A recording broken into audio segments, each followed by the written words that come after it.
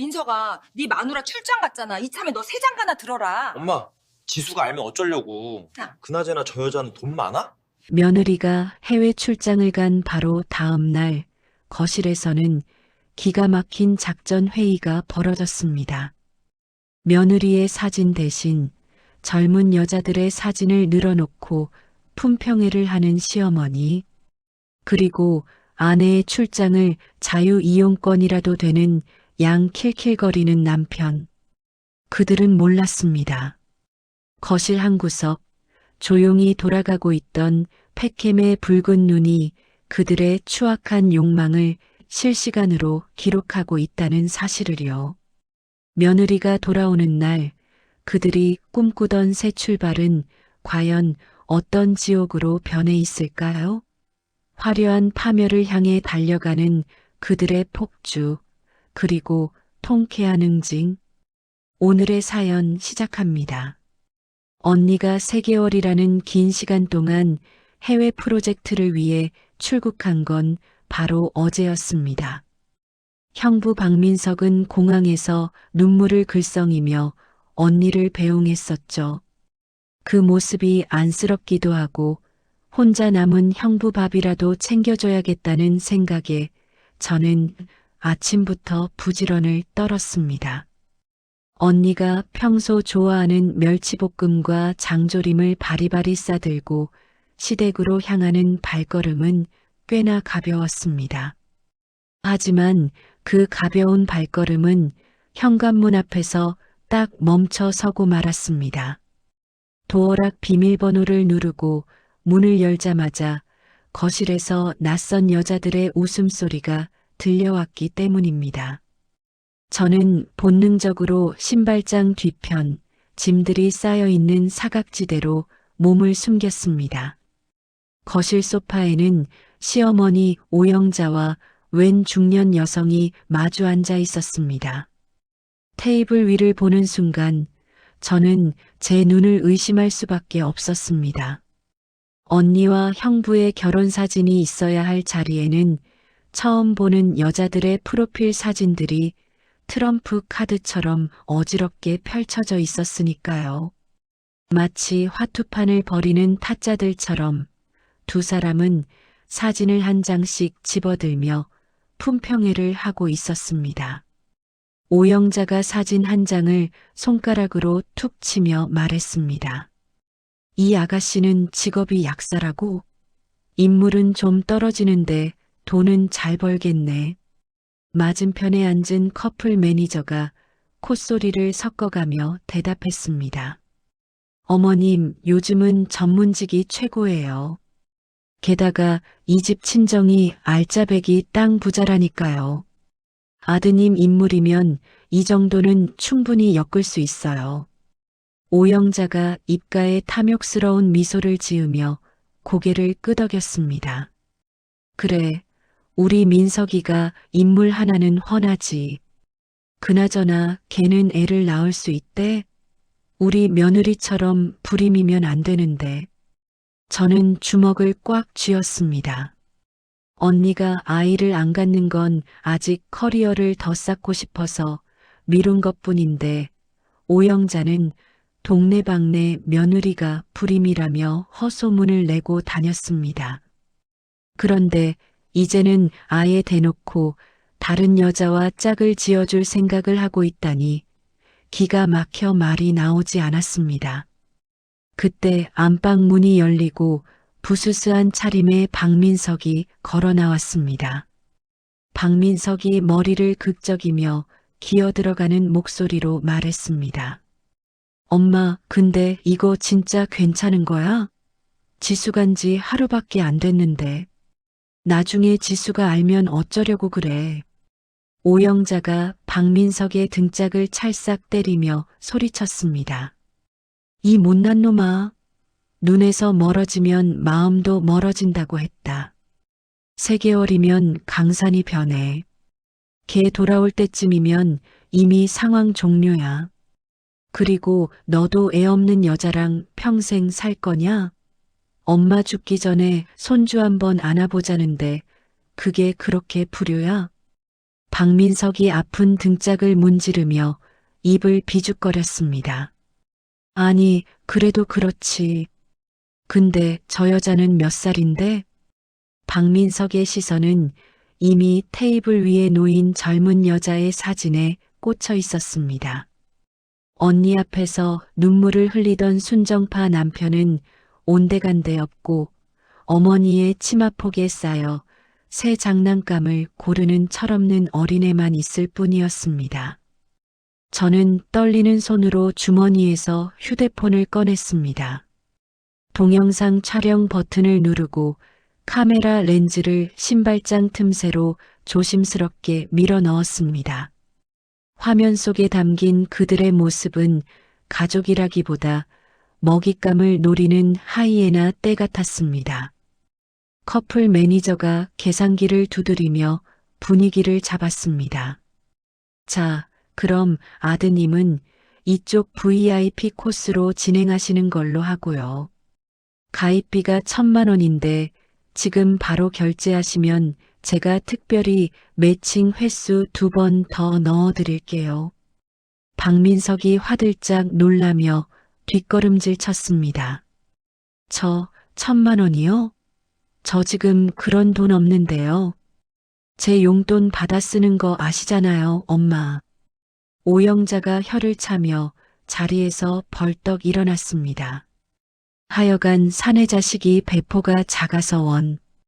야, 너 안방 장롱 2번째 서랍 열어봐라. 거기에 며느리 예물함 있지? 그거 가져와. 박민석이 눈을 동그랗게 뜨며 물었습니다. 지수 예물함은 왜? 그거 지수가 아끼는 건데.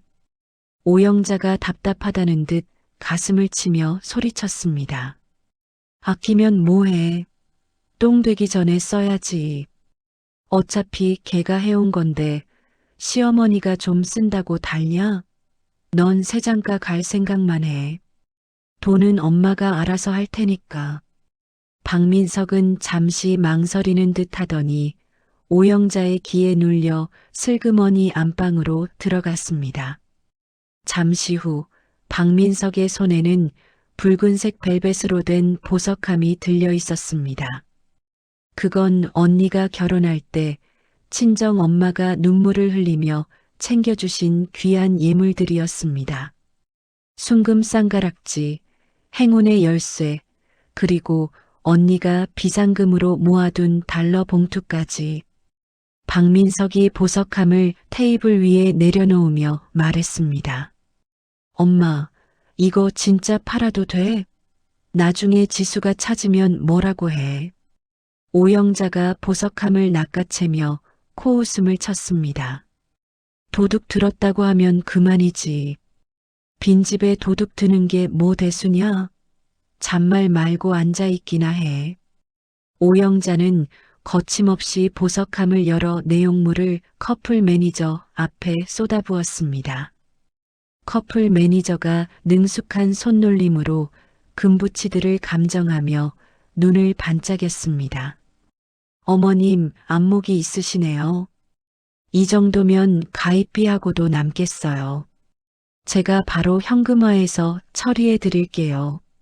아드님은 이번 주말에 바로 선 보시죠. 제가 아주 참한 아가씨로 골라놨습니다. 박민석이 슬그머니 오영자 옆에 앉으며 물었습니다. 이번 주말 너무 빠른 거 아니야? 나 살도 좀 찐 것 같은데.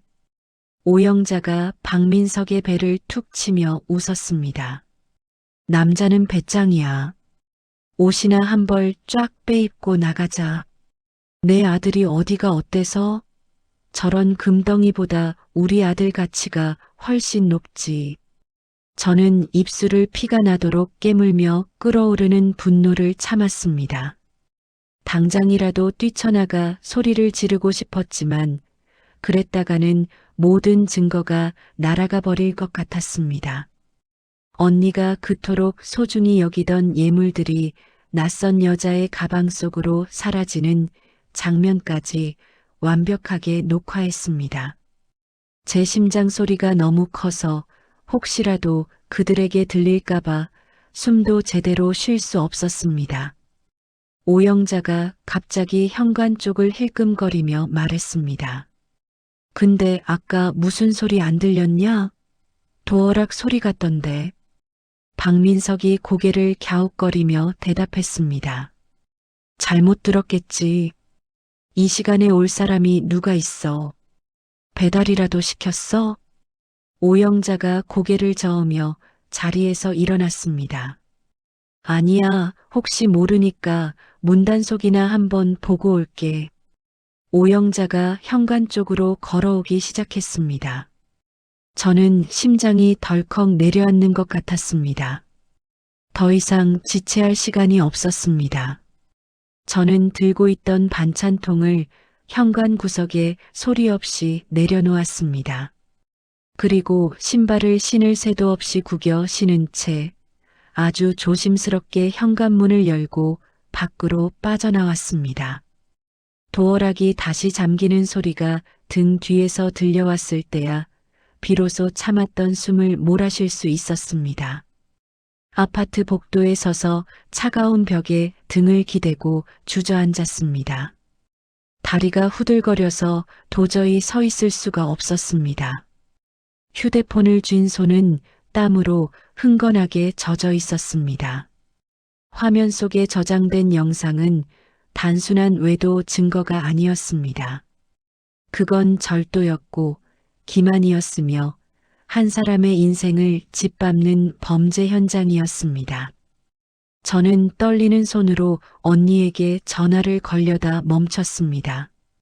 지금 당장 언니에게 알리면 언니는 모든 일을 제쳐두고 달려오겠지만 시치미를 떼면 그만인 상황이 될 수도 있었습니다. 더 확실한 것이 필요했습니다. 그들이 빠져나갈 구멍조차 없게 만들 아주 결정적인 한 방이 필요했습니다. 문득 며칠 전 언니가 했던 말이 떠올랐습니다.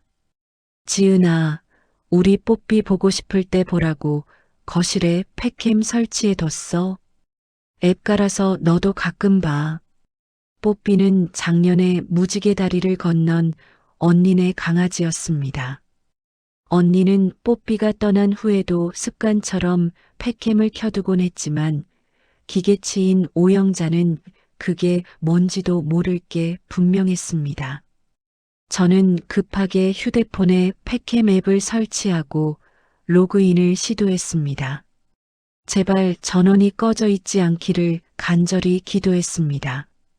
로딩 화면이 돌아가는 일 2초가 마치 1년처럼 길게 느껴졌습니다. 드디어 화면이 켜지고 시댁 거실의 풍경이 제 휴대폰 액정 위로 선명하게 떠올랐습니다. 화면 속에서 오영자와 박민석은 커플 매니저를 배웅하고 있었습니다.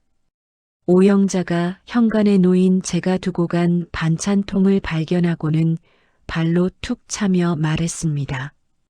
이게 뭐야? 아, 며느리 동생년이 왔다 갔나 보네. 책, 쥐새끼처럼 몰래 왔다 가기는. 버려, 재수없게. 오영자의 그 표독스러운 목소리가 스피커를 통해 제 귓가에 생생하게 꽂혔습니다. 박민석은 낄낄거리며 반찬통을 집어들어 쓰레기통에 처박았습니다. 저는 휴대폰을 쥔 손에 더욱 힘을 주었습니다. 분노 대신 차가운 이성이 머릿속을 채우기 시작했습니다. 이제부터 시작이었습니다. 이 집안에서 벌어질 모든 추악한 일들은 이제 제 손바닥 안에서 낱낱이 기록될 것입니다. 며칠 뒤 주말 오후였습니다. 저는 카페 구석 자리에 앉아 이어폰을 꽂고 휴대폰 화면을 응시하고 있었습니다. 화면 속 장소는 다름 아닌 시댁 안방이었습니다. 오영자가 박민석의 넥타이를 매주며 호들갑을 떨고 있었습니다. 오영자가 박민석의 어깨를 탁 치며 말했습니다. 아이고, 우리 아들 인물이 훤하다 훤해. 역시 옷이 날개라니까. 그 커플 매니저가 백화점 물건 보는 눈은 있네. 며느리 금붙이 판 돈이 아깝지가 않아. 박민석이 거울 속 자신의 모습을 이리저리 비춰보며 으쓱거렸습니다. 엄마, 근데 이 양복 진짜 비싼 거라며? 내가 봐도 좀 태가 나는 것 같긴 해. 지수랑 살 때는 맨날 싼 것만 입었는데. 오영자가 혀를 차며 박민석의 등을 떠밀었습니다. 궁상맞은 소리 하지 마라. 이제 새 장가 갈 건데 폼 나게 살아야지. 오늘 맞선 자리 알지? 호텔 커피숍이다. 기죽지 말고 당당하게 해. 너는 이 나라에서 제일 잘난 내 아들이니까.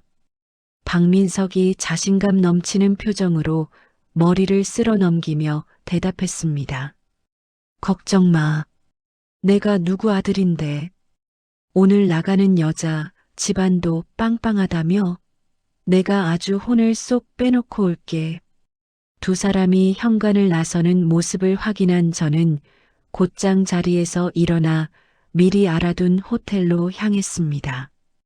현장 분위기를 직접 확인해야 직성이 풀릴 것 같았기 때문이죠.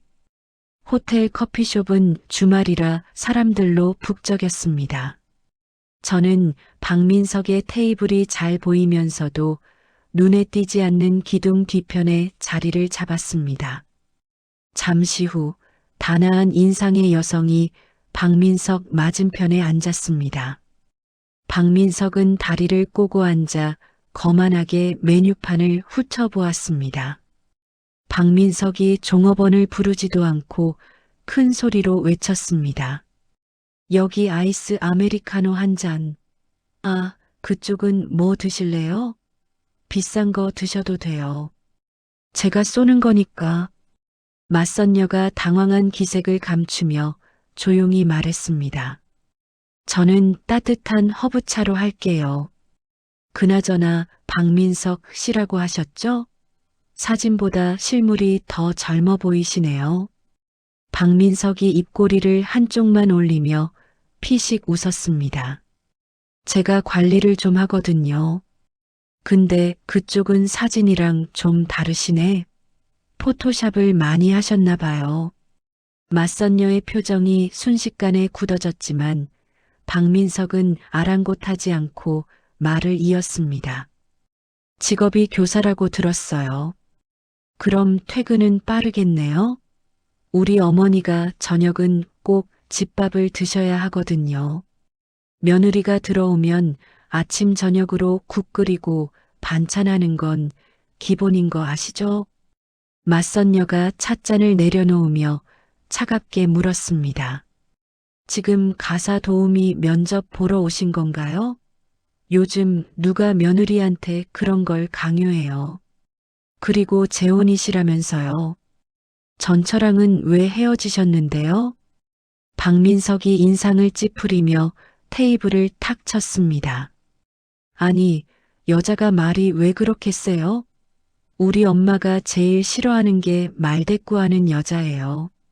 전처요? 걔는 애를 못 낳아서 쫓겨난 거나 마찬가지죠. 여자가 시집왔으면 대를 잇는 게 도리 아닙니까? 맞선녀가 기가 막힌다는 듯 헛웃음을 터뜨리며 자리에서 일어났습니다. 말씀 다 하셨어요? 애 못 낳는 게 쫓겨날 이유면 당신은 인성 못 갖춰서 장가 못 가겠네요. 시간 낭비했네요. 맞선녀가 핸드백을 챙겨 뒤도 돌아보지 않고 나가버리자 박민석은 멍하니 그 뒷모습을 바라보았습니다. 그때 로비 구석에서 상황을 지켜보던 오영자가 헐레벌떡 뛰어왔습니다. 오영자가 박민석의 팔뚝을 꼬집으며 소리쳤습니다. 아, 너는 다 된 밥에 재를 뿌려도 유분수지. 거기서 애 얘기를 왜 해? 좀 살살 구슬려서 넘어가야 할 거 아니냐? 박민석이 억울하다는 듯 소리쳤습니다. 아니 엄마가 그랬잖아. 기센 여자는 딱 질색이라고. 저 여자 눈빛 봤어? 나한테 꼬박꼬박 말대꾸하는 거 봐. 저런 게 들어오면 엄마 잡아먹어. 오영자가 씩씩거리며 삿대질을 해댔습니다. 그래도 돈은 많아 보였는데, 에이그, 밥상 차려줘도 못 받아 먹는 놈. 됐다, 치워라. 커플 매니저한테 전화해서 당장 다른 여자 알아보라고 해. 이번엔 아주 순종적이고 돈 많은 여자로. 저는 그들의 코미디 같은 대화를 녹음하며 쓴웃음을 지었습니다. 그렇게 첫 번째 맞선은 시트콤처럼 막을 내렸습니다. 며칠 뒤 다시 팩캠을 확인하던 저는 또 한 번 경악하고 말았습니다. 형부 박민석이 안방 드레스룸을 뒤지고 있었습니다. 그의 손에는 언니가 승진 기념으로 큰맘 먹고 샀던 명품 가방들이 들려 있었습니다. 박민석이 누군가와 통화하며 가방의 로고를 찍어대고 있었습니다. 여보세요? 사장님, 이거 사진 보셨죠? 상태 어급이라니까요. 네, 개런티 카드도 다 있어요. 금매니까 현금으로 바로 주시는 거죠? 전화기 너머로 남자의 목소리가 희미하게 들려왔습니다. 상태는 좋아 보이는데 작물 아니죠? 나중에 문제 생기면 골치 아파요. 박민석이 주위를 두리번거리며 목소리를 낮췄습니다. 에이, 작물이라뇨. 와이프가 안 쓰는 거 처분하라는 거예요. 깨끗한 거니까 묻지도 따지지도 말고 200에 합시다. 저 지금 데이트 비용이 급해서 그래요. 잠시 후 현관 초인종이 울리고 중고 명품 업자로 보이는 남자가 들어왔습니다. 박민석은 언니의 피와 땀이 서린 가방들을 넘겨주고 현금 뭉치를 받아 챙겼습니다. 돈을 세는 박민석의 얼굴에는 죄책감이라곤 찾아볼 수 없었습니다. 오히려 공돈이 생겨 신이 난 어린아이 같은 표정이었습니다. 박민석이 현관문을 닫으며 혼잣말을 중얼거렸습니다. 지수는 무슨 가방을 이렇게 비싼 걸 샀대? 덕분에 이번 주말 데이트는 폼 나게 하겠네. 엄마한테는 비밀로 하고 내가 써야지. 저는 화면 캡처 버튼을 누르는 손가락이 부들부들 떨렸습니다. 언니가 야근하며 코피 쏟아가며 번 돈으로 산 물건들이었습니다. 그걸 팔아서 다른 여자와 놀아날 자금을 마련하다니 인간이 어디까지 바닥을 칠 수 있는지 보여주는 것 같았습니다. 분노는 거기서 끝이 아니었습니다. 다음 날 저는 동네 미용실 앞을 지나가다가 오영자의 목소리를 듣고 걸음을 멈췄습니다. 오영자가 동네 아주머니들에게 침을 튀기며 열변을 토하고 있었습니다. 오영자가 손부채질을 하며 큰 소리로 떠들었습니다. 아유, 말도 마세요. 우리 며느리 걔 해외 출장은 무슨 바람나서 도망간 거예요.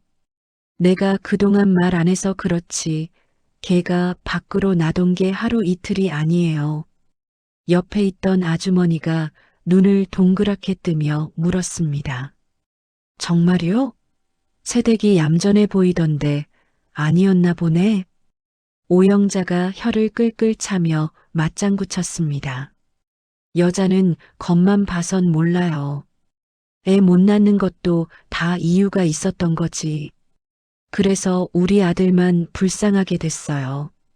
내가 이번에 아주 참한 규수로 새로 들여주려고요. 헌신짝은 버리고 새신 신어야죠.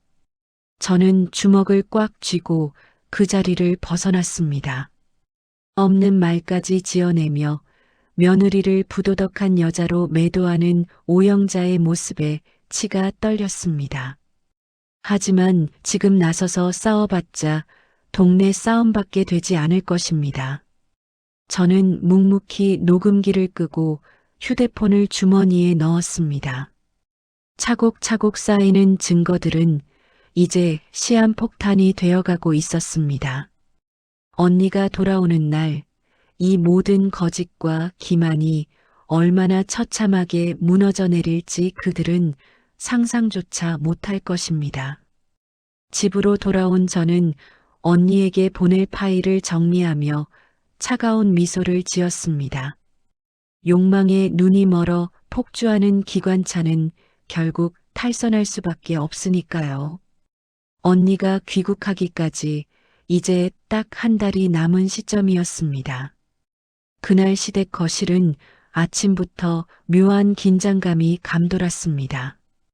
오영자는 장롱 깊숙이 넣어뒀던 옥색 한복을 꺼내 입었고 박민석은 며칠 전 백화점에서 산 그 비싼 정장을 빼입고 있었습니다.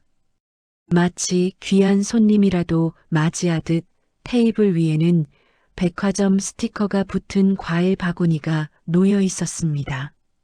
잠시 후 도어락이 열리고 커플 매니저가 한껏 상기된 표정으로 들어왔습니다. 그리고 그 뒤로 머리부터 발끝까지 명품 로고로 도배를 한 여자가 또각또각 구두굽 소리를 내며 등장했습니다. 그녀가 바로 최 실장이었습니다.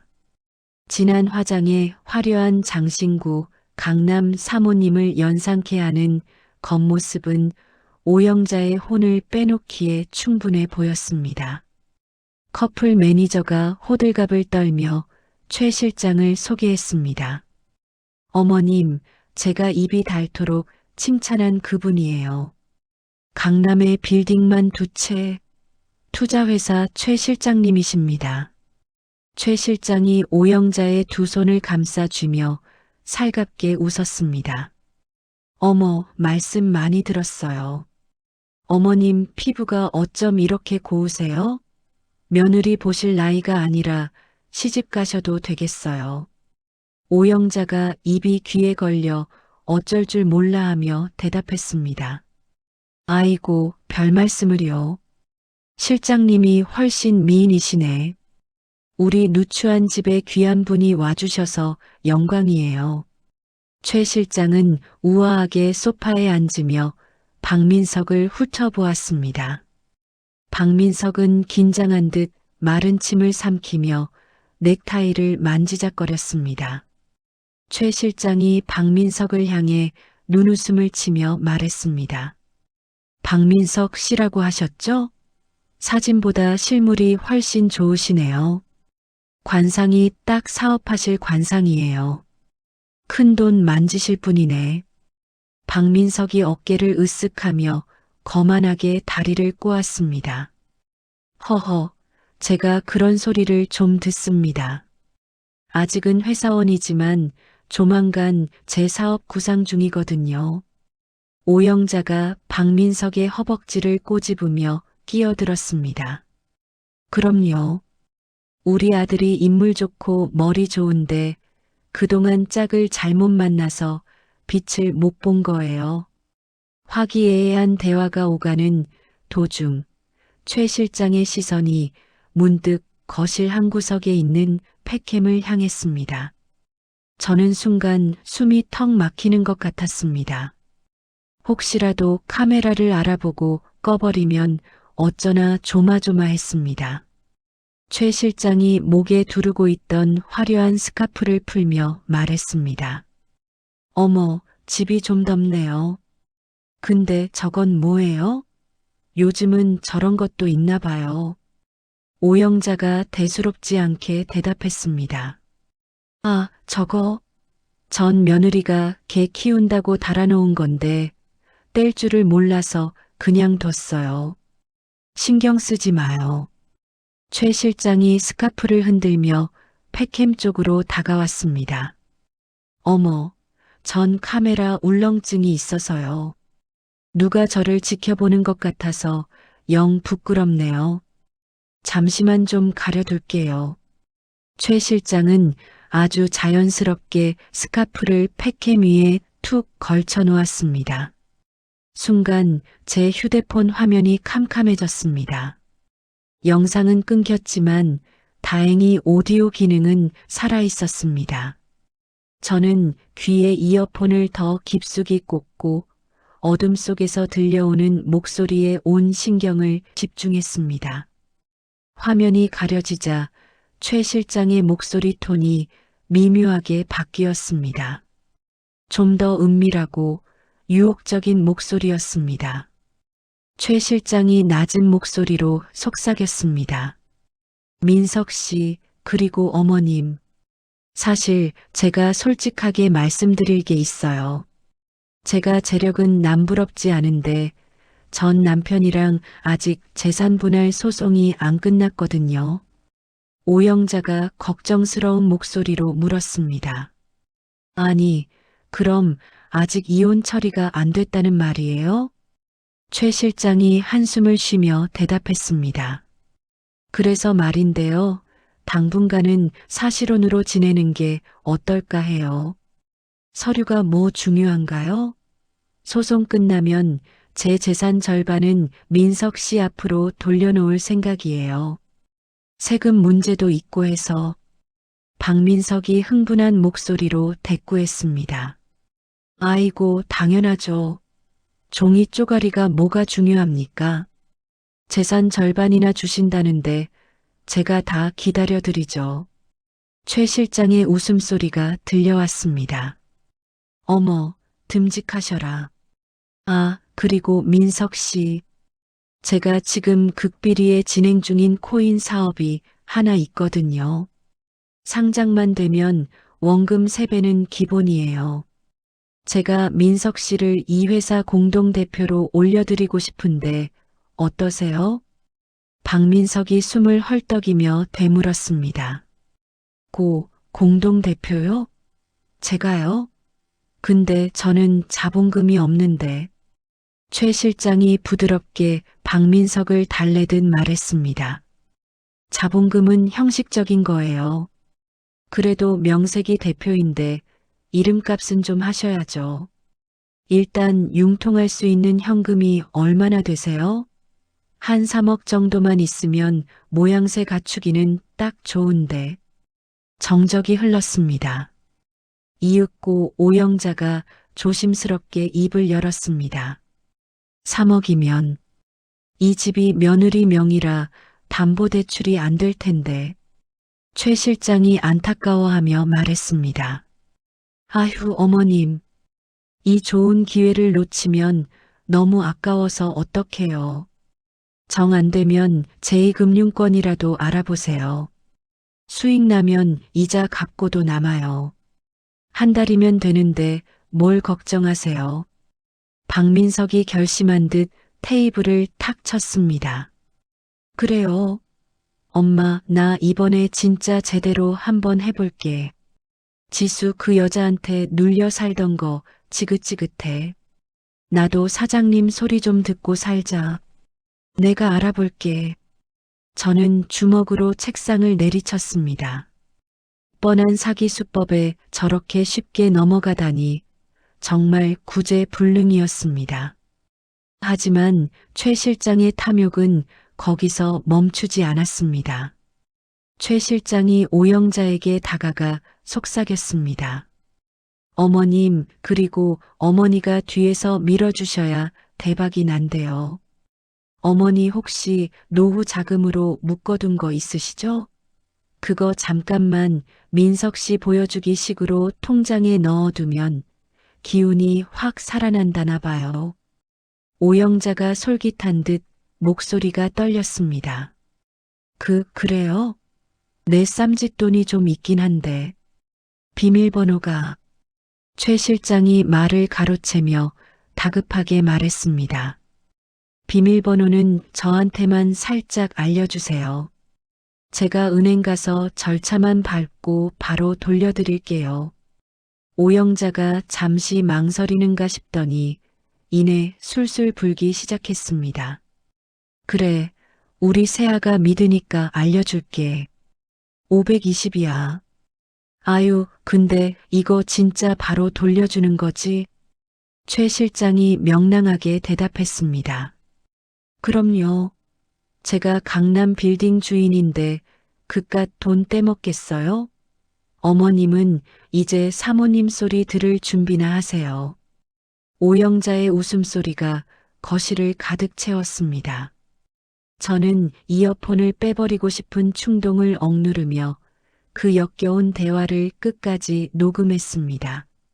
화면은 검은색이었지만 그 안에서 벌어지는 탐욕의 춤사위는 눈앞에 보이는 듯 선명했습니다. 최 실장은 팩캠을 가린 스카프 덕분에 자신의 얼굴이 가려졌다고 안심했겠지만 그녀의 목소리는 제 휴대폰 속에 고스란히 갇혔습니다. 언니의 집은 이제 사기꾼의 놀이터이자 범죄의 온상이 되어버렸습니다. 하지만 그들은 꿈에도 모를 것입니다. 이 어둠 속에서 누군가가 자신들의 몰락을 카운트다운하고 있다는 사실을요. 그날 밤 저는 언니에게 장문의 메시지와 함께 녹음 파일을 전송했습니다. 언니, 준비는 끝났어. 이제 시나리오대로 움직이기만 하면 돼. 화면 속의 어둠은 거치지 않았지만 제 마음 속에는 서늘한 푸른 불꽃이 타오르기 시작했습니다. 드디어 모든 준비를 마친 여왕의 귀환이 기다리고 있었습니다. 언니의 귀국 예정일을 딱 2주 남겨둔 시점이었습니다. 그날은 비가 추적추적 내리는 음산한 날이었습니다. 저는 우산을 쓴 채 아파트 단지 내 재활용 쓰레기장 뒤편에 몸을 숨기고 있었습니다. 팩캠을 통해 오영자와 박민석이 대대적인 집 정리를 한다는 사실을 알아냈기 때문입니다. 잠시 후 엘리베이터 문이 열리고 박민석과 오영자가 양손 가득 커다란 이민 가방과 쓰레기 봉투를 들고 나왔습니다. 그들이 들고 있는 것은 다름 아닌 언니의 옷과 소지품들이었습니다. 오영자가 빗물에 젖은 바닥을 가리키며 소리쳤습니다. 야, 거기 말고 여기다 버려. 헌 옷 수거함에 넣기도 아깝다. 그냥 쓰레기 봉투에 다 쑤셔 넣어. 박민석이 낑낑대며 가방을 바닥에 내려놓고 물었습니다. 엄마, 근데 이거 지수 겨울 코트인데 비싼 거 아니야? 그냥 버리기엔 좀 아까운데. 오영자가 박민석의 뒤통수를 후려치며 악을 썼습니다. 이 멍청한 놈아. 최 실장이 들어오는데 전처 냄새나는 물건을 남겨두면 좋겠냐? 새 술은 새 부대에 담으라고 했어. 최 실장이 내 옷이며 뭐며 싹 다 명품으로 바꿔준다는데 저런 퀴퀴한 게 눈에 들어오겠어? 박민석이 맞은 곳을 문지르며 투덜거렸습니다. 아니, 그래도 그렇지. 알았어. 버리면 되잖아. 박민석은 언니가 아끼던 코트와 원피스들을 쓰레기 봉투 밖으로 끄집어내어 젖은 바닥에 내동댕이 쳤습니다. 진흙탕 위로 언니의 추억이 담긴 옷가지들이 처참하게 뒹굴었습니다. 오영자는 한술 더 떠서 언니의 서재에 있던 책들과 다이어리까지 찢어서 폐지함에 던져 넣었습니다. 오영자가 허리에 손을 얹고 만족스러운 듯 웃었습니다. 아이고, 이제야 속이 좀 시원하네. 며느리 흔적 싹 지우니까 내 집 같다.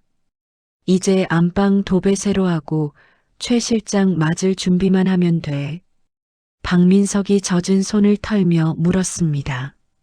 근데 엄마 돈은 최 실장한테 다 보냈어? 오늘까지 입금해야 한다고 했잖아.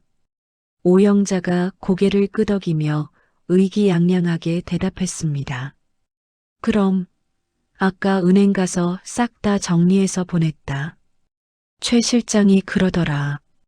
어머니 덕분에 사업 자금 숨통 트였다고 입주권 나오면 제일 좋은 동 호수로 빼준대. 너도 대출받은 거 다 넣었지? 박민석이 주위를 두리번거리며 목소리를 낮췄습니다. 이 금융권이랑 대부 업체까지 싹 긁어 모았어. 이자가 좀 세긴 한데 한 달만 쓰면 된다니까 뭐. 코인 상장만 되면 원금 3배라는데 그깟 이자가 문제야? 나 이제 진짜 사장님 되는 거야. 저는 빗소리에 묻혀 들리지 않게 숨을 죽이며 그 장면을 연신 사진으로 찍었습니다. 언니의 물건이 쓰레기 취급당하는 모습, 두 모자가 사기꾼에게 전 재산을 갖다 바치고 좋아하는 꼴까지. 비에 젖은 제 신발 속 발가락이 고바들었지만 분노로 인해 추위조차 느껴지지 않았습니다. 그들은 스스로 파멸의 구렁텅이로 걸어 들어가고 있었습니다. 그것도 아주 기쁜 마음으로 말이죠. 집으로 돌아온 저는 젖은 옷도 갈아입지 못한 채 언니에게 사진들을 전송했습니다. 언니, 저들이 언니 짐 다 버렸어. 대출도 실행했고 어머니 돈도 넘어갔대. 이제 돌이킬 수 없어. 잠시 후 언니에게서 전화가 걸려왔습니다. 수화기 넘어 언니의 목소리는 놀라울 정도로 차분했습니다. 고생했어, 지은아. 사진 잘 받았어. 덕분에 위자료 청구액이 더 올라가겠네. 나 지금 공항 가는 길이야. 제가 깜짝 놀라 물었습니다. 공항? 벌써? 아직 2주 남았잖아. 언니가 짧게 웃으며 대답했습니다. 일이 좀 일찍 끝났어. 사실 더 빨리 끝낼 수도 있었는데 저 인간들 바다까지 가는 거 보고 싶어서 좀 기다렸지. 내일 아침 도착이야. 공항으로 나와줄 수 있어? 다음 날 아침 저는 인천공항 입국장 앞에 서 있었습니다. 가슴이 쿵쾅거려 진정이 되지 않았습니다. 게이트 문이 열리고 쏟아져 나오는 사람들 사이로 익숙하지만 낯선 실루엣이 보였습니다. 언니였습니다. 하지만 제가 알던 늘 야근에 찌들어 피곤한 기색이 역력했던 언니가 아니었습니다.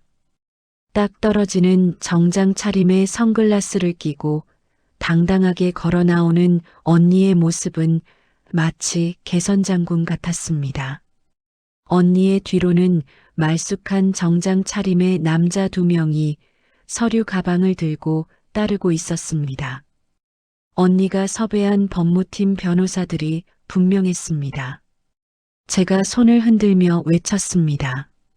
언니, 여기야. 언니가 선글라스를 벗으며 환하게 웃었습니다. 그 미소에는 한 점의 그늘도 없었습니다. 지은아, 얼굴이 왜 그래? 잠 못 잤어?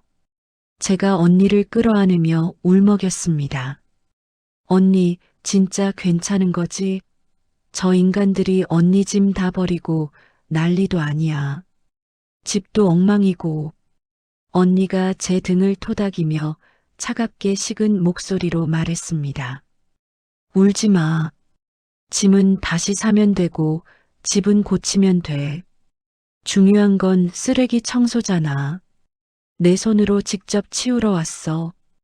언니는 뒤에 서 있던 변호사에게 고개를 끄덕였습니다. 김 변호사님, 서류는 다 준비됐죠? 바로 이동하시죠.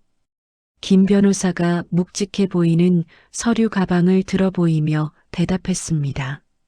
물론입니다. 증거가 워낙 차고 넘쳐서 부인할 수도 없을 겁니다. 특수절도의 사기방조, 상간소송까지 한 번에 갑니다. 가시죠. 우리는 공항 주차장에 대기하고 있던 검은색 밴에 올라탔습니다. 차 안에서 언니는 태블릿 PC를 켜고 팩캠 녹화 영상을 다시 한번 확인했습니다. 화면 속에서 최 실장과 희희낙낙거리는 박민석의 얼굴을 보며 언니의 눈매가 매섭게 변했습니다. 언니가 나지막이 움츠렸습니다. 박민석, 너는 내가 뼈 빠지게 일해서 갚아준 빚이 얼만데. 끝까지 나를 이렇게 대접하면 안 되는 거였어. 내가 그토록 원하던 새 장가, 내가 아주 화려하게 보내줄게. 차가 시내로 들어서고 익숙한 풍경들이 스쳐 지나갔습니다. 언니는 창밖을 바라보며 깊은 숨을 내쉬었습니다. 그 숨결에는 지난 5년간의 고통과 인내가 섞여 있는 듯 했습니다. 제가 조심스럽게 물었습니다. 언니, 지금 바로 집으로 가는 거야? 저 사람들 집에 있을까? 언니가 시계를 확인하며 싸늘하게 웃었습니다. 지금쯤이면 아마 축배를 들고 있겠지. 최 실장이 오늘부터 인테리어 공사 시작한다고 했으니까. 내 집을 지들 신혼집으로 꾸미겠다는데 집주인이 가서 참견 좀 해줘야지 않겠어? 차가 아파트 단지 입구로 들어서자 언니는 휴대폰을 꺼내 어딘가로 전화를 걸었습니다. 네, 소장님. 접니다. 지금 바로 올라가세요. 네, 도어락 뜯으셔도 됩니다. 제가 허락하니까요. 전화를 끄는 언니가 저를 보며 말했습니다. 열쇠 수리공 불렀어. 저 인간들이 비밀번호 바꿨을 수도 있잖아. 들어갈 때 문 안 열어주면 강제로라도 열어야지.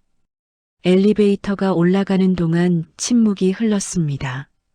층수 표시등이 바뀔 때마다 제 심장 박동 소리도 커져만 갔습니다.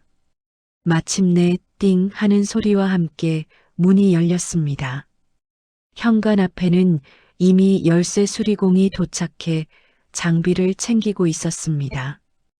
언니는 수리공에게 눈짓을 보냈고 수리공은 능숙하게 도어락을 해제하기 시작했습니다.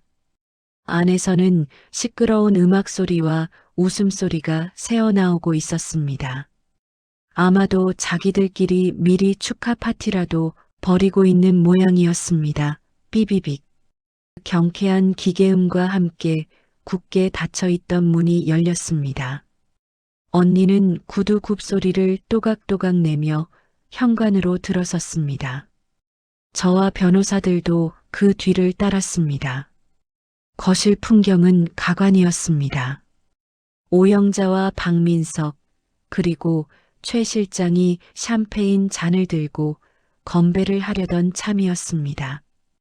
박민석의 팔은 최 실장의 허리를 감싸고 있었고 오영자는 덩실덩실 춤이라도 출 기세였습니다.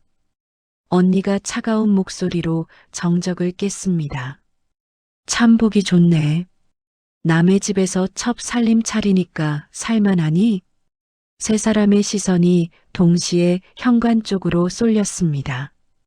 박민석의 눈이 튀어나올 듯 커졌고 들고 있던 샴페인 잔이 바닥으로 떨어지며 산산조각이 났습니다. 쨍그랑 하는 파열음이 거실의 정적을 날카롭게 갈랐습니다. 박민석이 말을 더듬으며 뒷걸음질 쳤습니다. 지수야? 내가 여길 어떻게? 아직 2주 남았잖아. 언니가 선글라스를 벗어 손에 쥐고 천천히 그들에게 다가갔습니다. 왜? 내가 너무 일찍 와서 놀랐니? 아니면 내세 여보한테 인사라도 시켜주려고 기다려야 했나? 오영자가 사색이 되어 입만 벙긋거렸습니다. 최 실장은 눈치를 살피며 슬금슬금 가방을 챙기려 들었습니다. 언니는 그런 최 실장을 노려보며 낮지만 단호하게 말했습니다. 거기 명품 도배하신 아줌마. 꼼짝 말고 앉아 계세요. 아직 내 얘기 안 끝났으니까. 언니의 귀환. 그것은 단순한 돌아옴이 아니었습니다. 모든 것을 바로잡고 죄지은 자들을 단죄하기 위한 여왕의 심판이 시작되는 순간이었습니다. 쨍그랑 하는 날카로운 파열음이 거실의 정적을 갈랐습니다. 박민석의 손에서 미끄러진 샴페인 잔이 바닥 타일 위에서 산산조각이 났고 누런 액체가 사방으로 튀었습니다. 오영자가 기겁하며 발을 굴렀지만 박민석은 바닥을 볼 겨를조차 없었습니다. 박민석의 동공은 지진이라도 난 듯 흔들리며 현관에 서 있는 언니에게 고정되어 있었습니다. 박민석이 턱을 덜덜 떨며 비명처럼 내뱉었습니다. 지수야. 내가 여길 어떻게. 오늘 온다는 말 없었잖아. 언니는 대답 대신 또각또각 구두 굽소리를 내며 거실로 걸어 들어왔습니다. 언니는 소파 한 구석에 놓인 최 실장의 핸드백을 발로 툭 차서 밀어버리고는 그 자리에 다리를 꼬고 앉았습니다. 그 동작이 너무나 자연스럽고 위압적이어서 거실에 있던 세 사람은 숨조차 크게 쉬지 못했습니다. 언니가 테이블 위에 놓인 샴페인 병을 집어들며 차갑게 입을 열었습니다. 돈페리뇽? 비싼 거 드시네. 내 카드로 긁으셨나? 한도 초과 문자 오던데 범인이 여기 있었군요. 최 실장이 슬금슬금 뒷걸음질 치며 가방을 챙기려 들었습니다. 어머, 저는 이만 가볼게요. 가족분들끼리 오해를 푸셔야 할 것 같아서. 언니가 샴페인 병을 테이블에 쾅 내려놓으며 낮게 으르렁거렸습니다. 앉으세요. 남의 집 안방 차지할 땐 언제고 어딜 도망갑니까? 내 변호사들이 문 밖을 지키고 있으니 허튼 수작 부리지 마세요. 최 실장은 얼굴이 하얗게 질려 소파 끝에 엉덩이만 걸친 채 주저앉았습니다. 그제야 정신이 든 오영자가 씩씩거리며 대들기 시작했습니다. 아, 너는 시어머니를 보고 인사도 안 하냐? 그리고 웬 남자들을 달고 들어와? 여기가 내 안방인 줄 알아? 언니는 코웃음을 치며 김 변호사에게 손짓했습니다. 김 변호사가 가방에서 두툼한 소장을 꺼내 오영자의 눈앞에 들이밀었습니다. 언니가 오영자를 똑바로 쳐다보며 말했습니다. 여기 제 안방 맞아요.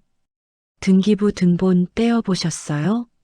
이 집 제 명의고 대출 이자부터 관리비까지 제 통장에서 나갑니다. 주제 파악 좀 하시죠. 오영자가 기가 막힌다는 듯 가슴을 치며 소리쳤습니다. 뭐, 주제 파악? 이게 미쳐도 단단히 미쳤구나. 내가 내 시어머니야. 내가 애를 못 낳아서 우리 민석이가 얼마나 마음고생을 했는데. 언니는 픽 웃으며 휴대폰을 꺼내 들었습니다. 애 타령 지겹지도 않으세요? 민석 씨가 정말 애 때문에 마음고생했을까요? 한번 들어보시죠.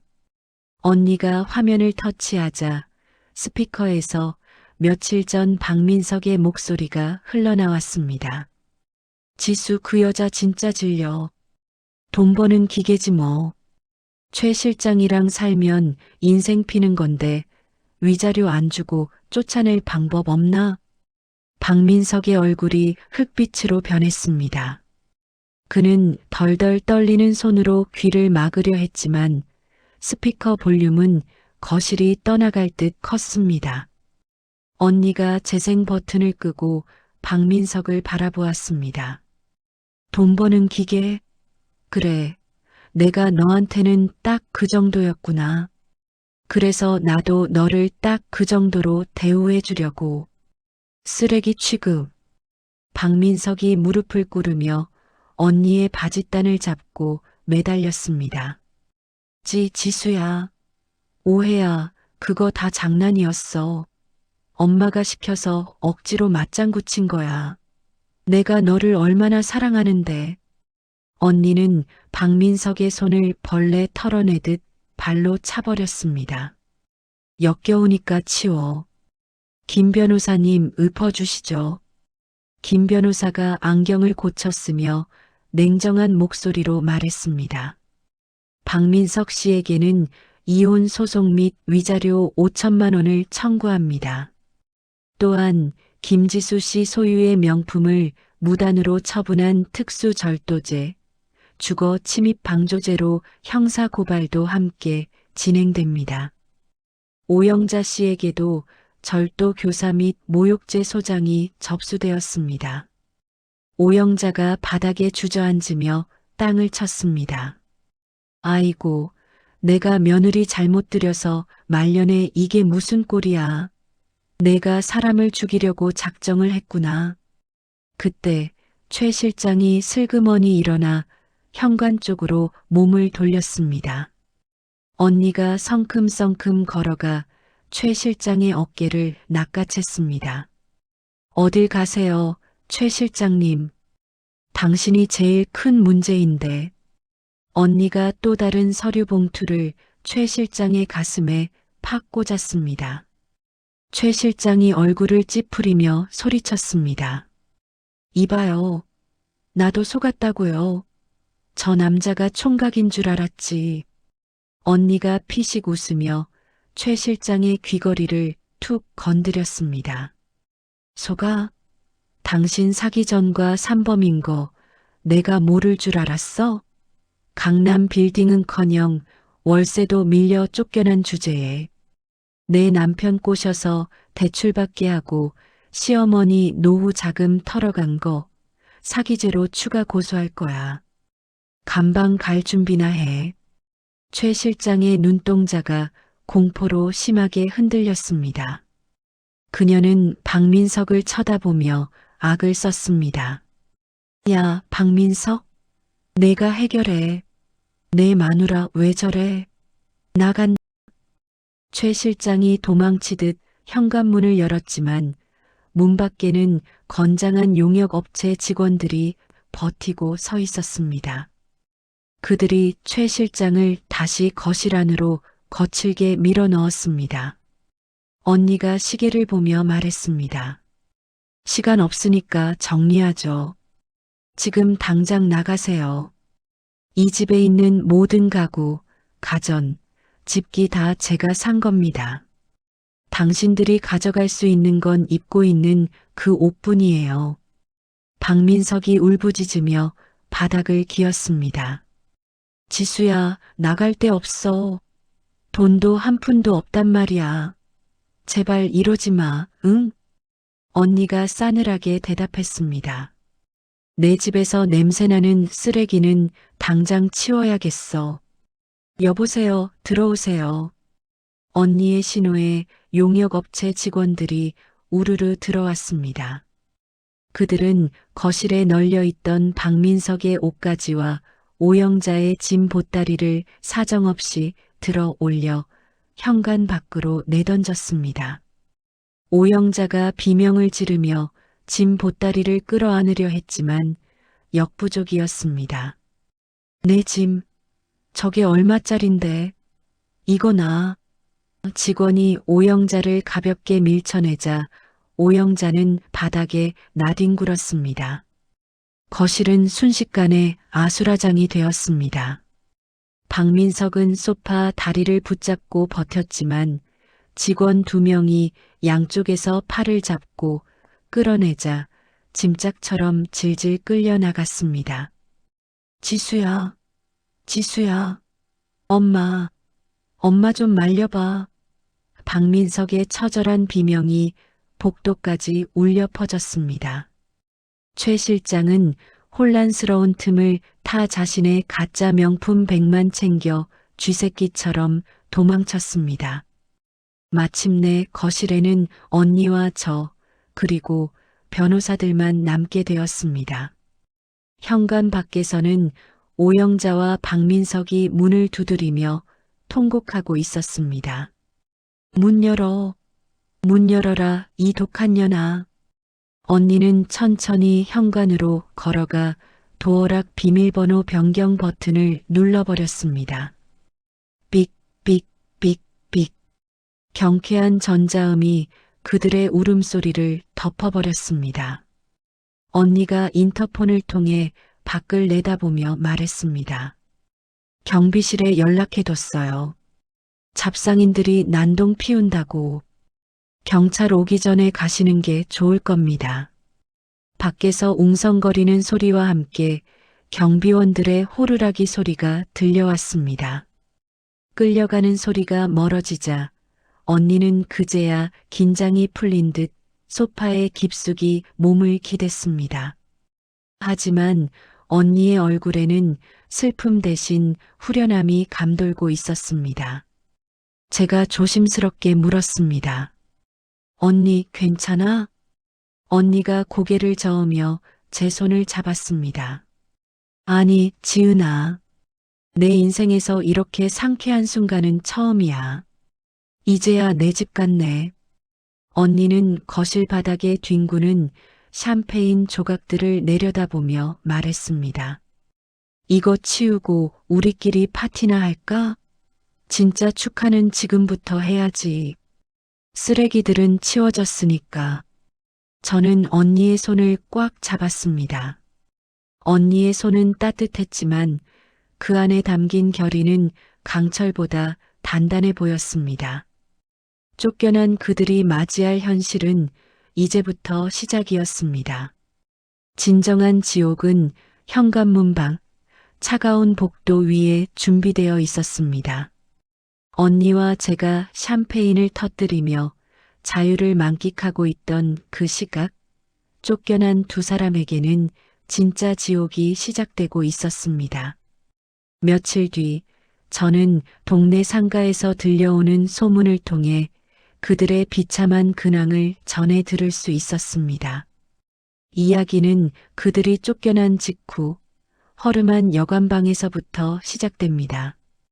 박민석은 여관방 침대에 걸터 앉아 손톱을 물어뜯으며 휴대폰을 붙들고 있었습니다. 벌써 수십 번째 통화 버튼을 눌렀지만 돌아오는 건 차가운 기계음 뿐이었습니다. 지금 거신 번호는 없는 번호이오니. 박민석이 휴대폰을 침대에 집어 던지며 머리를 쥐어뜯었습니다. 아니야, 그럴 리가 없어. 분명히 배터리가 나간 걸 거야. 최 실장이 나를 얼마나 사랑하는데. 공동대표까지 시켜준다고 했잖아. 옆에서 컵라면을 후루룩거리던 오영자가 젓가락을 내려놓으며 물었습니다. 얘, 아직도 연락 안 되니? 내 돈 입금됐는지 확인해 봐야 하는데. 은행 앱 비밀번호도 그 여자가 다 바꿔놔서 들어가지도 못하겠고. 박민석이 불안한 눈빛으로 오영자를 쳐다보았습니다. 엄마, 우리 일단 사무실 가보자. 강남에 있는 투자 사무실 있잖아. 거기 가면 만날 수 있을 거야. 뭔가 착오가 생긴 게 분명해. 두 사람은 부랴부랴 옷을 챙겨 입고 택시를 잡아탔습니다. 강남의 번화가에 도착한 그들은 헐레벌떡 건물 안으로 뛰어들어갔습니다. 하지만 최 실장이 자랑하던 5층 사무실 문은 굳게 잠겨 있었고 유리문 안쪽은 텅 비어 있었습니다. 책상 하나, 의자 하나 남지 않은 그야말로 공허한 공간이었습니다. 박민석이 잠긴 문고리를 미친 듯이 흔들어대며 소리쳤습니다. 여보, 최 실장, 문 좀 열어봐. 나야, 민석이. 이게 다 무슨 일이야? 그때 경비원 복장을 한 남자가 몽둥이를 들고 다가오며 고함을 쳤습니다. 당신들 뭐야? 왜 남의 건물에서 난동이야? 오영자가 경비원에게 달려들어 매달렸습니다. 아저씨, 여기 최 실장 어디 갔어요? 우리 며느리 될 사람인데 여기 사장이잖아요. 경비원이 코웃음을 치며 오영자를 밀쳐냈습니다. 사장? 웃기고 있네. 그 여자 월세 6개월 밀리고 야반도주했어. 보증금도 다 까먹고 도망갔다고. 안 그래도 건물주가 잡으려고 벼르고 있는데 당신들은 뭐야? 공범이야? 오영자의 눈이 뒤집혔습니다. 뭐라고요? 야반도주? 내 돈, 내 전 재산 3억이 다 거기로 들어갔는데. 오영자는 비명도 지르지 못한 채 그 자리에서 거품을 물고 쓰러졌습니다. 박민석이 기겁하며 쓰러진 오영자를 흔들었습니다. 엄마 정신 차려. 여기서 쓰러지면 어떡해. 119 구급대가 출동하고 오영자는 인근 병원 응급실로 실려갔습니다. 응급실 복도에 주저앉은 박민석의 휴대폰이 또다시 울리기 시작했습니다. 이번에는 최 실장이 아니었습니다. 발신자 표시 제한으로 걸려온 전화였습니다. 박민석이 떨리는 손으로 전화를 받았습니다. 여보세요? 수화기 너머에서 걸걸한 남자의 욕설이 쏟아져 나왔습니다. 야, 박민석. 돈 갚을 날짜 지났는데 왜 입금이 안 돼? 너 지금 잠수 타냐? 콩팥이라도 팔아서 갚아야지. 박민석이 울먹이며 사정했습니다. 사장님, 그게 아니라요. 제가 사기를 당해서요. 조금만 기다려주시면. 사기? 웃기지 마. 내가 쓴 차용증 여기 있거든. 당장 내일까지 이자라도 안 넣으면 내 회사 찾아간다.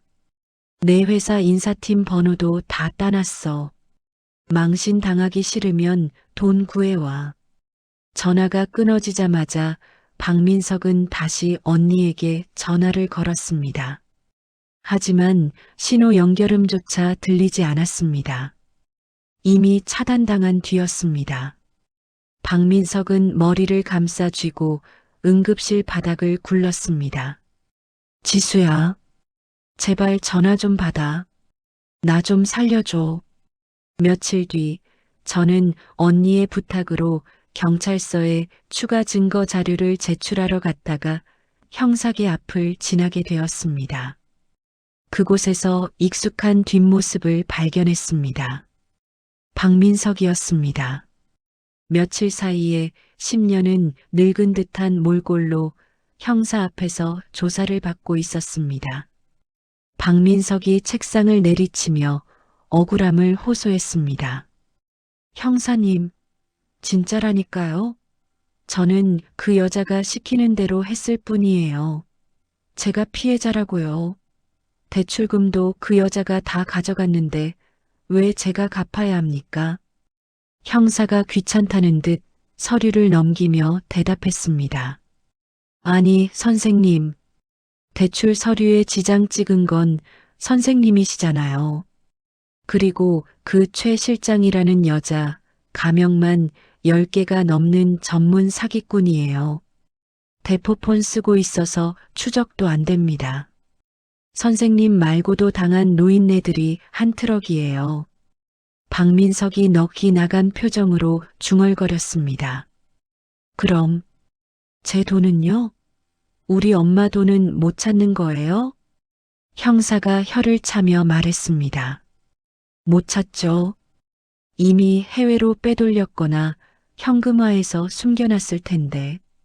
일단 접수는 해두겠지만 기대는 하지 마세요. 그리고 김지수 씨가 고소한 특수절도건, 이것도 조사받으셔야 하니까 나가지 말고 앉아 계세요. 박민석은 그제야 자신이 처한 현실을 깨달은 듯 고개를 떨구었습니다. 사랑이라 믿었던 여자는 사기꾼이었고 사장님이 되려던 꿈은 빚더미가 되어 돌아왔습니다.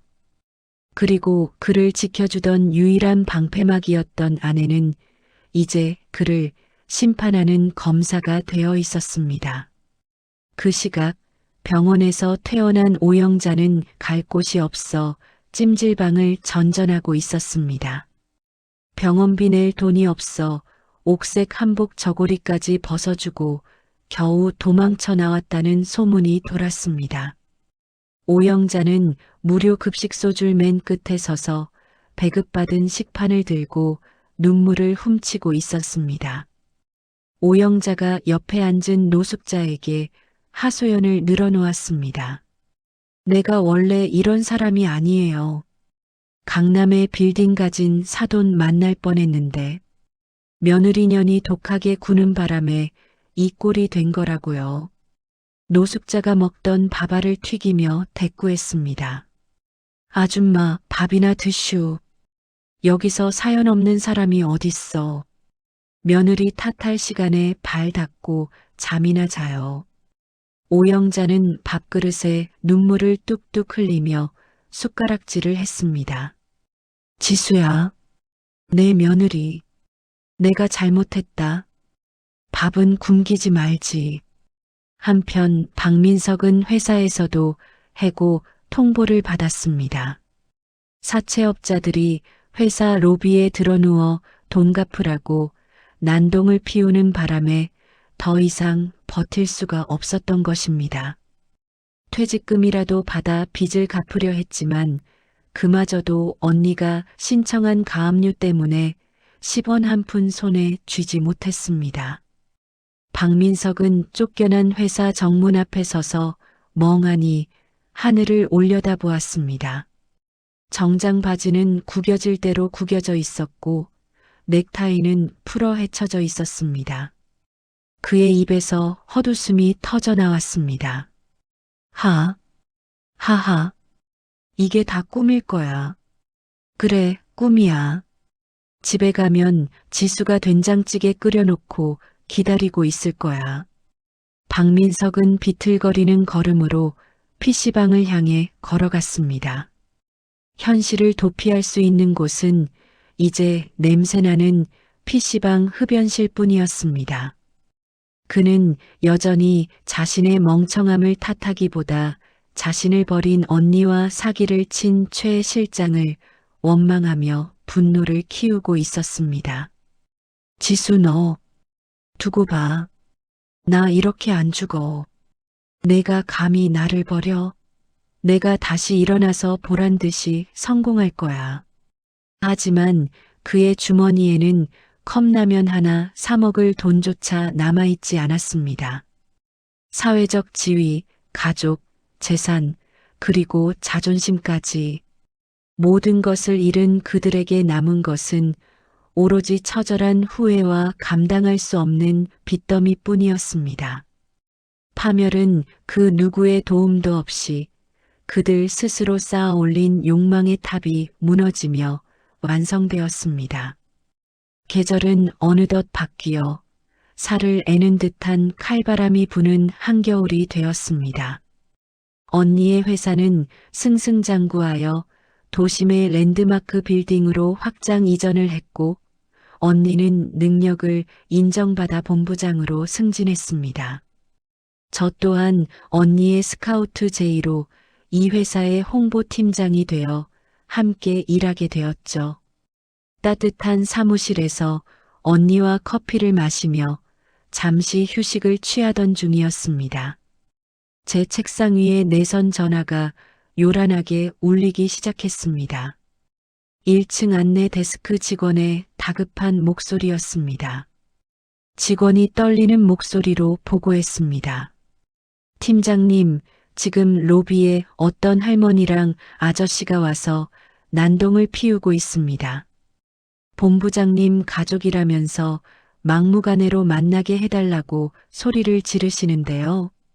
저는 직감적으로 그들이 누구인지 알 수 있었습니다. 저는 언니에게 눈짓을 보내고 서둘러 1층으로 내려갔습니다. 엘리베이터 문이 열리자마자 로비 한복판에서 익숙하지만 듣기 싫은 고성방가가 들려왔습니다. 이거 나. 내가 여기 본부장 시어머니야. 며느리 좀 보겠다는데 왜 막아? 우리 지수 좀 불러달라고. 내 마누라 얼굴만 보고 간다는데. 보안 요원들과 실랑이를 벌이고 있는 두 사람은 오영자와 박민석이었습니다. 불과 몇 달 전 떵떵거리던 모습은 온데간데 없고 마치 며칠 굶은 노숙자처럼 초라한 행색이었습니다. 오영자의 머리카락은 기름에 떡이 져 있었고 박민석의 얇은 점퍼는 곳곳이 찢어져 오리털이 빠져나와 있었습니다. 제가 다가가며 차갑게 소리쳤습니다. 지금 남의 회사 로비에서 이 무슨 추태입니까? 저를 발견한 오영자가 보안 요원의 팔을 뿌리치고 달려들었습니다. 그녀의 몸에서는 퀴퀴한 땀 냄새와 쉰내가 진동을 했습니다. 오영자가 제 손을 덥석 잡으며 울먹였습니다. 아이고, 사돈 처녀. 잘 만났다. 우리 지수 좀 불러줘. 내가 늙어서 노망이 났었나 봐. 제발 한 번만 만나게 해줘. 박민석도 제 앞에 넙죽 엎드리며 애원했습니다. 처제가 말 좀 잘해줘. 나 진짜 반성 많이 했어. 지수 없으니까 사는 게 아니야. 밥 한 끼만이라도 좀 먹게 해줘. 저는 잡힌 손을 매몰차게 뿌리치며 말했습니다. 누가 사돈이고 누가 처제입니까? 법적으로 남남된 지가 언젠데 아직도 헛소리들이세요. 당장 안 나가면 경찰 부를 겁니다. 그때 또각또각 날카로운 구두 굽소리가 로비에 울려 퍼졌습니다. 직원들이 길을 비켜섰고 완벽하게 재단된 정장 코트를 입은 언니가 냉랭한 표정으로 걸어 나왔습니다. 언니를 본 오영자가 바닥을 기어가듯 달려가 언니의 다리를 붙잡았습니다. 아가, 며느라, 내가 죽을 죄를 지었다. 나 좀 살려다오. 찜질방비도 없어서 지하철역에서 자고 있어. 내가 마음씨 고운 거 내가 다 안다. 박민석도 옆에서 비굴한 웃음을 지으며 거들었습니다. 여보, 아니 지수야, 나 꼴 좀 봐. 당신이 사준 옷 다 뺏기고 이러고 살아. 우리 그래도 5년이나 살았잖아. 정을 봐서라도 빚만 좀 해결해 주라. 응? 언니는 다리에 매달린 오영자를 내려다보았습니다. 그 눈빛에는 동정심이라곤 한 톨도 남아있지 않았습니다. 마치 더러운 오물을 보는 듯한 경멸만이 가득했습니다. 언니가 보안팀장에게 손짓하며 차갑게 말했습니다. 이거 안 치우고 뭐합니까? 우리 회사 보안이 이렇게 허술해서야 어디 안심하고 일하겠어요? 보안팀장이 당황하며 머리를 조아렸습니다. 죄송합니다, 본부장님. 가족분이라길래 함부로 대하기가 좀 그래서. 언니가 싸늘하게 말을 잘랐습니다. 가족? 누가 가족이죠? 저 사람들, 내 집에 무단 침입해서 물건 훔쳐가고 사기친 범죄자들이에요. 변호사 통해서 접근 금지 신청한 거 아직 전달 안 됐나 보죠? 언니는 품 안에서 접혀있던 서류 한 장을 꺼내 박민석의 얼굴에 툭 던졌습니다. 종이가 힘없이 나풀거려 박민석의 발치에 떨어졌습니다. 접근 금지 및 연락 금지 가처분 결정문이었습니다. 언니가 팔짱을 끼고 서리빨 같은 목소리로 경고했습니다. 보이시죠? 반경 100m 이내 접근 금지. 전화, 문자 포함해서 어떤 연락도 금지. 위반 시 1회당 100만 원 지급. 밥 사 먹을 돈도 없는 주제에 벌금 낼 돈은 있나 봐요? 박민석이 떨리는 손으로 서류를 집어들며 울부짖었습니다. 너무하잖아. 어떻게 사람을 이렇게까지 매장해? 내가 실수 좀 했다고 쳐도 한때 남편이었는데 어떻게 이럴 수가 있어. 언니가 허리를 숙여 박민석과 눈을 맞추며 낮게 으르렁거렸습니다. 실수? 내 적금 깨고 폐물 팔아먹고 집 담보로 대출받으려 한 게 실수야. 너희들이 한 짓은 범죄야. 매장은 내가 시킨 게 아니라 너희가 스스로 무덤 파고 들어간 거야. 오영자가 악을 쓰며 바닥을 탕탕 쳤습니다. 독한 년, 내가 그러고도 잘 먹고 잘 살 것 같냐? 시험이 눈에서 피눈물 나게 하면 너도 천벌받아. 내가 동네방네 소문 다 낼 거야. 언니는 눈 하나 깜짝하지 않고 보안팀장에게 고개를 끄덕였습니다. 들으셨죠? 허위사실 유포에 협박, 영업 방해까지. 증거는 CCTV에 다 찍혔으니 신고하세요. 그리고 이 사람들 당장 끌어내세요. 보안 요원 4명이 다가와 오영자와 박민석의 양팔을 결박했습니다. 그들이 발버둥 쳤지만 건장한 요원들의 힘을 당해낼 수는 없었습니다. 그들은 마치 도살장에 끌려가는 짐승처럼 질질 끌려 회전문 밖으로 내동댕이 쳐졌습니다.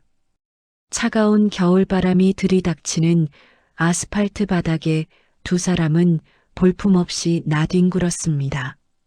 언니는 유리문 너머로 그 모습을 잠시 응시하더니 옷에 묻은 먼지를 털어내며 뒤돌아섰습니다. 언니가 모여든 직원들을 향해 부드럽게 미소 지었습니다. 소란 피워 죄송합니다. 다들 일 보세요. 앞으로 저런 잡상인들은 절대 들이지 마시고요. 우리는 다시 엘리베이터에 올랐습니다. 문이 닫히는 순간까지도 밖에서는 오영자의 곡소리와 박민석의 비명이 희미하게 들려왔습니다. 엘리베이터 안에서 제가 조심스럽게 물었습니다. 언니, 괜찮아? 언니가 거울을 보며 피식 웃었습니다. 아니, 오히려 속이 다 시원한데? 마지막 미련까지 싹 사라진 기분이야. 예전엔 불쌍해 보일 때도 있었는데 오늘 보니까 그냥 남이더라. 아주 성가시고 지저분한 남. 언니는 거울 속 자신의 모습을 당당하게 바라보며 말했습니다. 지은아, 오늘 저녁에 스테이크 먹으러 가자. 기분도 좋은데 와인도 한잔 해야지. 한편 건물 밖으로 쫓겨난 오영자와 박민석은 서로를 탓하며 길거리에서 싸움을 시작했습니다. 오영자가 박민석의 머리채를 잡고 흔들었습니다. 이 썩을 놈아, 내가 싹싹 빌라고 했지. 왜 헛소리를 해서 일을 망쳐. 내가 사기만 안 당했어도 내가 이 꼴은 안 났다. 박민석도 지지 않고 오영자를 밀치며 소리쳤습니다. 엄마가 부추겼잖아. 며느리 싫다고 바람만 안 넣었어도 나 지수랑 잘 살고 있었어. 이게 다 엄마 욕심 때문이야. 지나가던 행인들이 혀를 찼지만 그들은 부끄러움도 잊은 채 바닥을 뒹굴며 서로를 핥히고 물어뜯었습니다. 욕망의 끝은 화려한 금빛이 아니라 진흙탕 속의 이전투구였습니다. 언니가 선물한 마지막 자비인 무관심조차 그들은 감당하지 못하고 스스로를 갉아먹고 있었습니다. 고층 빌딩의 따뜻한 사무실에서 내려다본 그들의 모습은 점처럼 작아져 이제는 형체조차 알아볼 수 없게 되었습니다. 그렇게 우리의 겨울은 따뜻했고 그들의 겨울은 영원히 끝나지 않을 것처럼 그로부터 1년이라는 시간이 흘렀습니다. 차가웠던 겨울바람이 지나가고 세상에는 다시 따스한 봄 기운이 완연했습니다. 저는 양손 가득 꽃다발과 선물을 들고 익숙한 아파트 단지로 들어섰습니다. 하지만 제가 향하는 곳은 더 이상 칙칙하고 우울했던 그 시댁이 아니었습니다. 언니가 싹 리모델링하여 완전히 새롭게 태어난 언니만의 안식처였죠. 현관문을 열자마자 향긋한 음식 냄새와 사람들의 웃음소리가 저를 반겼습니다. 오늘은 언니가 회사 동료들과 지인들을 초대해 홈파티를 여는 날입니다. 거실 풍경은 1년 전 그날과 180도 달라져 있었습니다. 오영자가 고집하던 촌스러운 자개장과 낡은 소파는 사라지고 그 자리에는 모던한 베이지색 가구와 화사한 그림들이 채워져 있었으니까요. 무엇보다 가장 큰 변화는 언니의 표정이었습니다. 언니는 주방에서 와인 잔을 닦으며 환하게 웃고 있었습니다. 그 옆에는 훤칠한 키에 다정한 인상을 가진 남자가 언니를 도와 샐러드를 담고 있었습니다. 지난 소송을 도와줬던 김 변호사님이었습니다. 두 사람은 소송이 끝난 후 자연스럽게 연인으로 발전했고 이제는 결혼을 약속한 사이가 되었죠. 제가 꽃다발을 내밀며 소리쳤습니다. 언니, 형부, 저 왔어요. 오늘 분위기 너무 좋은 거 아니야?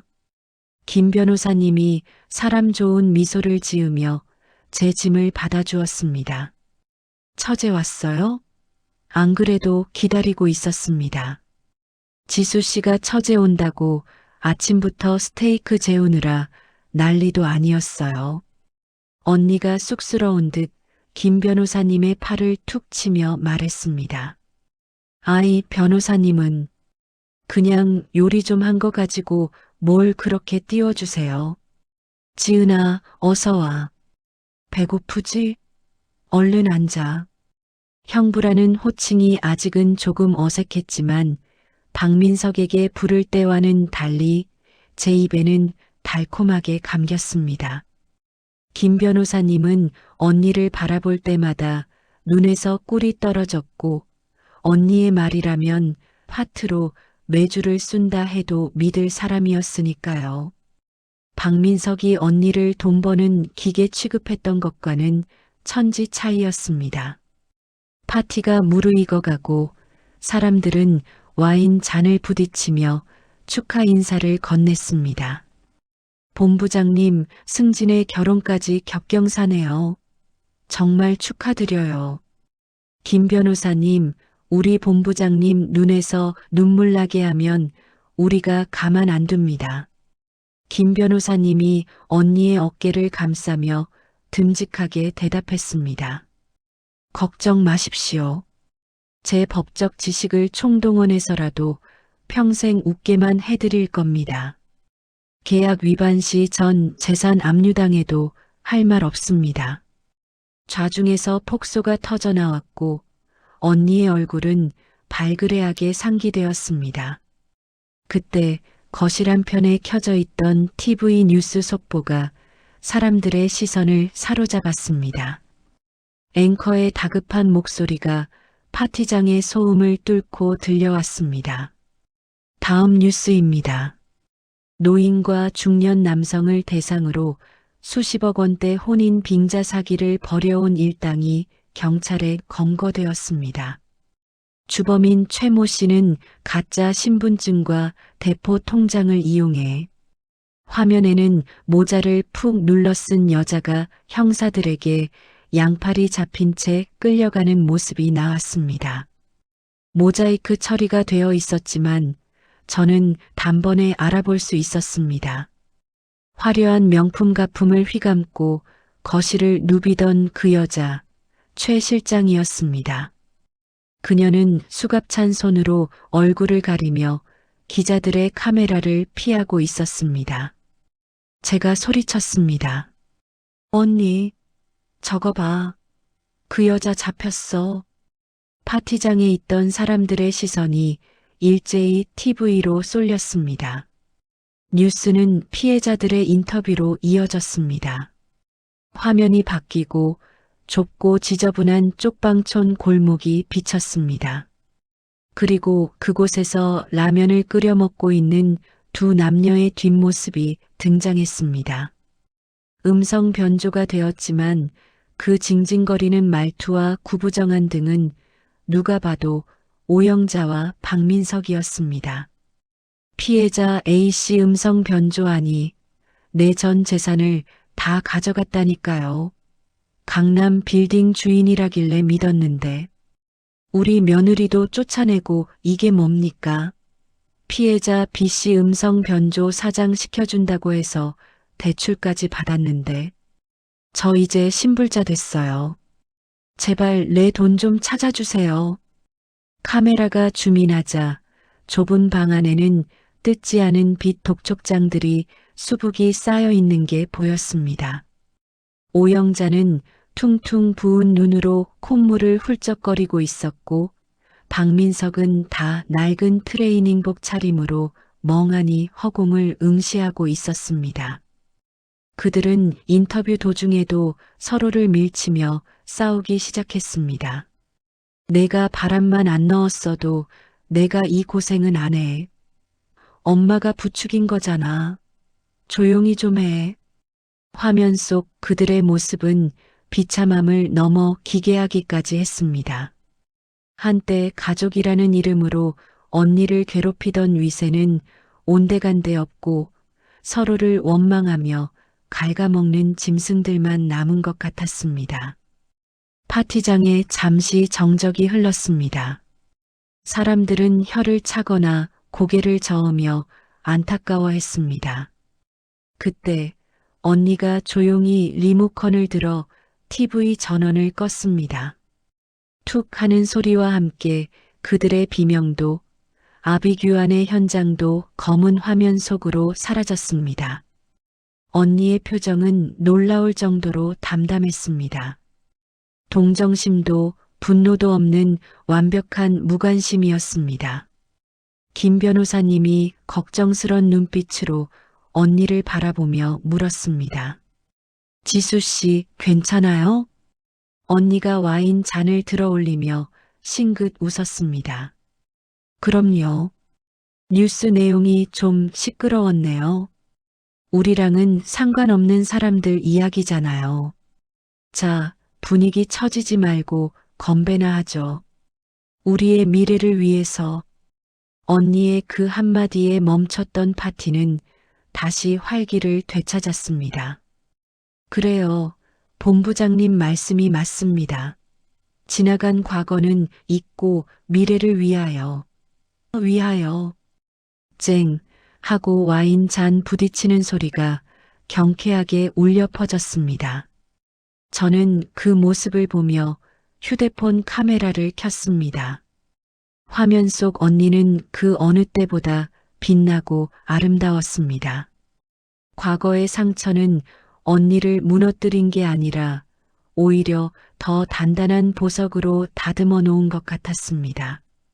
저는 마음속으로 독백했습니다. 복수는 칼을 들고 하는 게 아니야. 그들을 내 기억에서 완벽하게 지우고 내가 보란 듯이 행복해지는 것. 그게 진짜 복수야. 창밖으로 쏟아지는 봄 햇살이 언니와 김 변호사님의 어깨 위로 따스하게 내려앉았습니다. 저 멀리 어딘가 춥고 어두운 쪽방촌에서 서로를 원망하고 있을 그들과는 영원히 다른 세상이었습니다. 욕망에 눈먼 자들은 스스로 판 함정에 빠져 허우적대고 있었지만 현명하게 자신의 길을 선택한 언니는 이제 막 새로운 꽃길로 들어서고 있었습니다. 저는 셔터를 눌러 이 완벽한 해피엔딩을 사진으로 남겼습니다. 사진 속 언니의 미소는 영원히 시들지 않을 것입니다. 그리고 저의 이야기도 여기서 행복한 마침표를 찍습니다.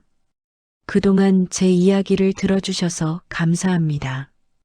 긴 시간 동안 저희 자매의 치열했던 이야기를 끝까지 함께해 주셔서 진심으로 감사합니다. 욕망에 눈이 멀어 소중한 가족을 헌신짝처럼 버린 사람들의 최후, 통쾌하게 보셨나요? 사필귀정이라는 말이 이토록 잘 어울리는 결말도 없을 것 같습니다. 언니는 늘 말합니다. 최고의 복수는 칼을 드는 게 아니라 그들을 내 기억에서 완전히 지우고 보란 듯이 더 행복하게 사는 것이라고요. 지금 언니와 저는 과거의 상처를 털어내고 서로를 의지하며 그 어느 때보다 빛나는 하루하루를 보내고 있습니다. 혹시 지금 억울한 일이나 인간관계로 힘들어하고 계신 분이 있다면 저희 이야기를 통해 조금이나마 위로와 용기를 얻으셨으면 좋겠습니다. 참고 견디는 것만이 능사는 아닙니다. 소중한 나를 지키기 위해 때로는 단호하게 맞서야 한다는 사실 꼭 기억해 주세요. 여러분의 삶에도 언제나 따뜻한 봄 햇살 같은 행복만 가득하기를 진심으로 응원하겠습니다. 이야기를 끝까지 들어주신 분이 계시다면 잘 들었다고 댓글 하나만 남겨주세요. 감사합니다.